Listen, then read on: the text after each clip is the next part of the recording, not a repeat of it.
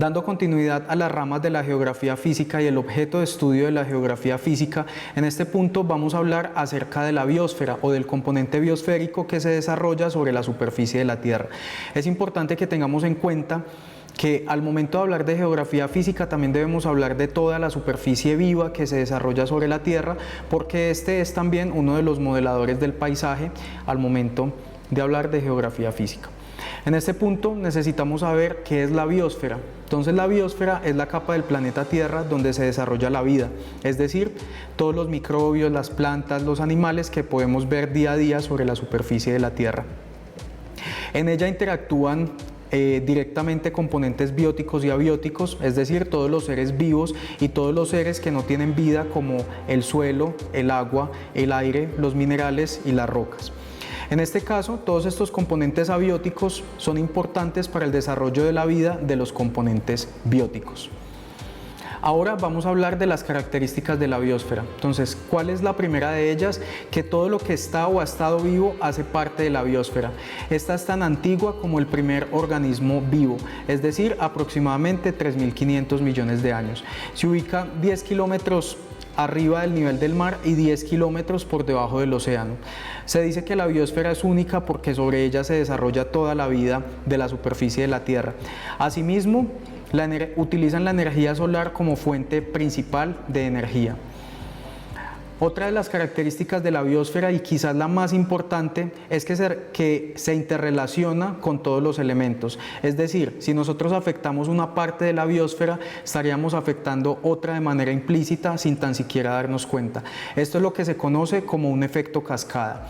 Por ejemplo, si nosotros afectamos el hábitat de la palma de cera, seguramente también estamos afectando el hábitat del loro orejeamarillo. ¿Por qué? Porque el loro orejeamarillo depende de la existencia o no de la palma de cera.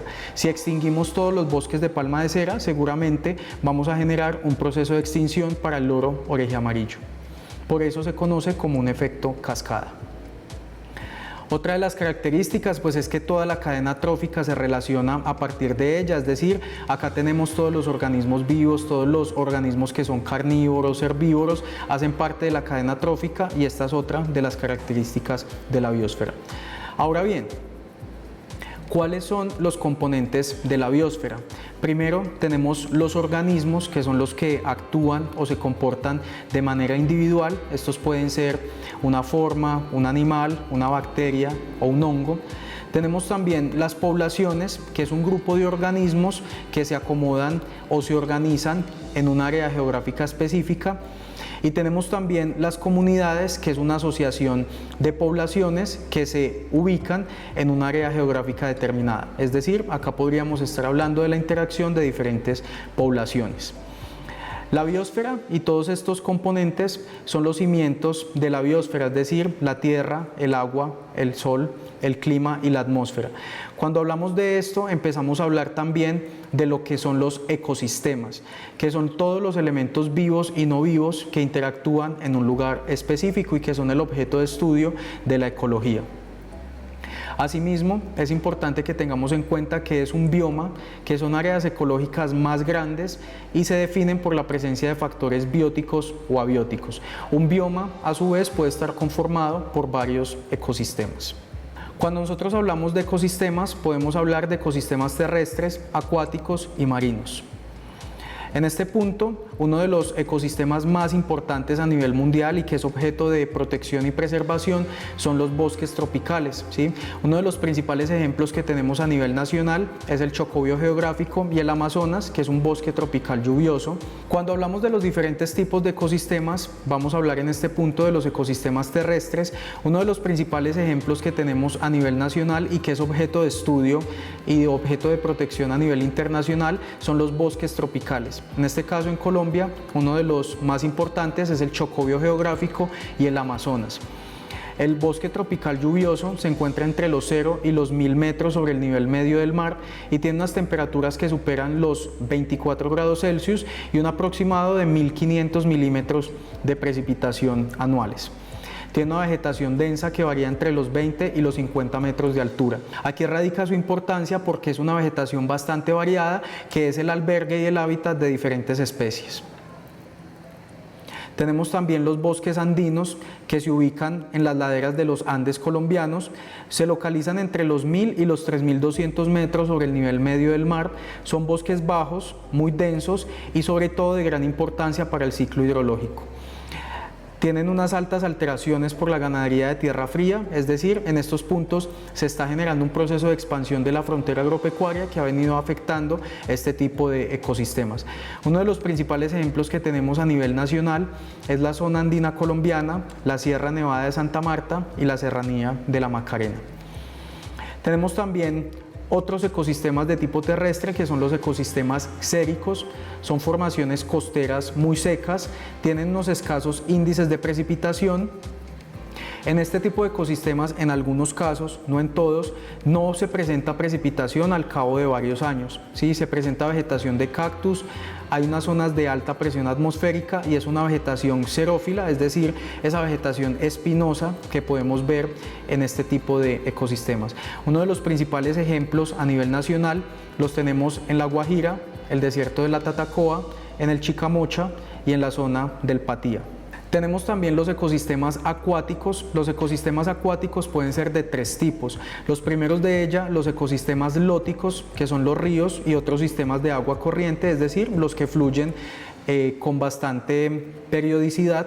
Tenemos los ecosistemas lénticos, que son ecosistemas, como su nombre lo dice, de agua lenta o de escaso caudal. Tenemos también las ciénagas y los humedales, que son sistemas de agua estancadas y con una alta saturación de agua en el suelo. Tenemos adicionalmente los ecosistemas marinos, estos incluyen los océanos, los mares y las marismas. Estos presentan una mayor estabilidad que los ecosistemas terrestres.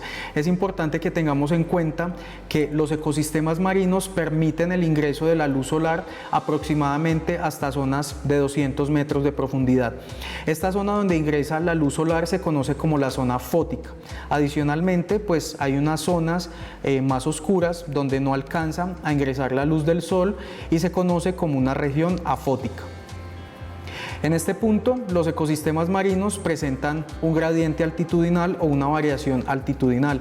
El primero de ellos es la zona nerítica, que es una zona cercana a la costa, que no tiene contacto con el litoral. Se presenta entre los 100 y los 200 metros de profundidad.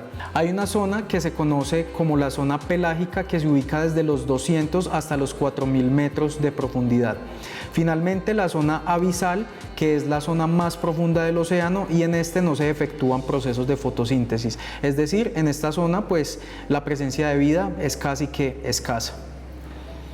Tenemos también los ecosistemas de manglar, que pues como su nombre lo indica, son formados por árboles de mangle, ocupan una zona intermareal. ¿Qué es una zona intermareal? Es una zona donde se presenta la interrelación de agua dulce y de agua salada. Estos ecosistemas son bastante biodiversos justamente por esta característica que los define.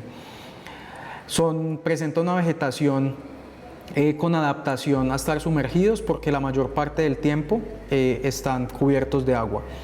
En estos se presenta una alta diversidad biológica de aves, peces, crustáceos y moluscos. Tenemos asimismo los estuarios, que pues son esas partes de la parte ancha de la desembocadura de un río, se presenta en el mar abierto o en el océano. Finalmente tenemos los arrecifes de coral, que son unas grandes barreras de esponjas con altos contenidos de carbonato de calcio. Estos tienen una gran importancia y es que brindan una protección a la línea de la costa. Asimismo, pues aportan y prestan un servicio ecosistémico que están asociados a los recursos paisajísticos y al turismo. De esta manera, pues damos finalización a esta parte en la que hablamos de otra de las ramas de la geografía física, que es la biosfera, y cómo se interrelaciona también con los diferentes elementos que dan sustento a la vida en el planeta.